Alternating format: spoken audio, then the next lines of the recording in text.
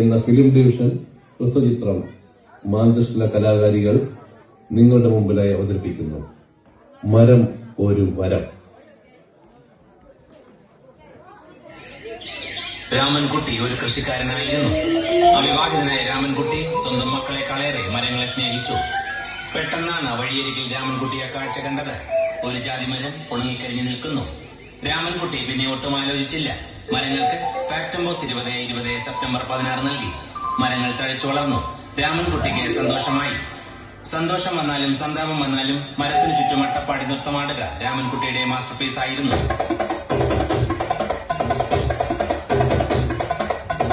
രാമൻകുട്ടി ദൈവത്തിനോടായി പ്രാർത്ഥിച്ചു, നിങ്ങൾ എനിക്ക് ആയുസ്സും ആരോഗ്യവും തരൂ, ഞാൻ മരങ്ങളെ സംരക്ഷിച്ചുകൊള്ളാം. കാരണം മരം ഒരു വരമാണ്. അവന്റെ പ്രാർത്ഥന ദൈവം കേട്ടു. ആ മാവിൽ നിന്നും വീണ തേങ്ങ രാമൻകുട്ടി മോങ്ങാതെ തിന്നു. പെട്ടെന്നാണ് രാമൻകുട്ടി മറ്റൊരു കാഴ്ച കണ്ടത്. രാഘവൻ വരുന്നു. മരം മുറിക്കൽ ഹോബിയാക്കി ജോലിയാക്കിയ രാഘവൻ മരങ്ങളുടെ ശത്രുവല്ലേ? മരം മുറിച്ച് ഫർണിച്ചർ പണിയുന്നത് തെറ്റല്ലേ? അവനെ ഇതിൽ നിന്ന് പിന്തിരിപ്പിക്കണം. അവർ തമ്മിൽ ഒന്നും രണ്ടും പറഞ്ഞു. സംസാരം മൂത്ത വാക്കേറ്റമായി. വാക്കേറ്റം പിന്നീട് അടിയിൽ കലാശിച്ചു. നല്ല മനസ്സിനുടമയായ രാമൻകുട്ടി കംപ്ലീറ്റ് അടിയും വാരിക്കൂട്ടി.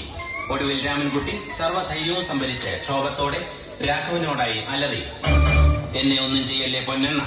ഇത് കേട്ട് മനസ്സലിഞ്ഞ രാഘവൻ രാമൻകുട്ടിയെ അടുത്ത് വിളിച്ചു.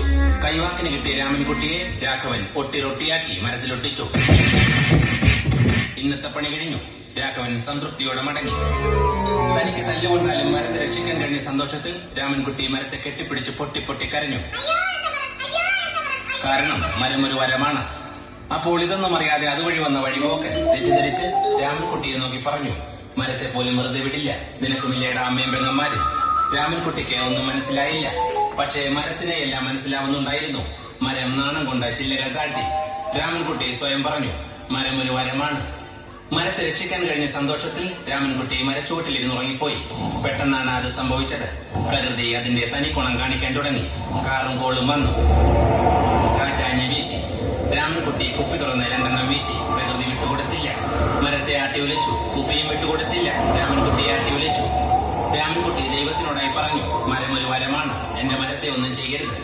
വരം കിട്ടിയ പോലെ കരം കൊണ്ട് രാമൻകുട്ടി മരത്തെ താങ്ങി നിർത്തി. കൈകൊണ്ട് രക്ഷയില്ല എന്ന് മനസ്സിലാക്കിയ രാമൻകുട്ടി ചൂണ്ടുവിരലിൽ മരത്തെ നിർത്താൻ ശ്രമിച്ചു.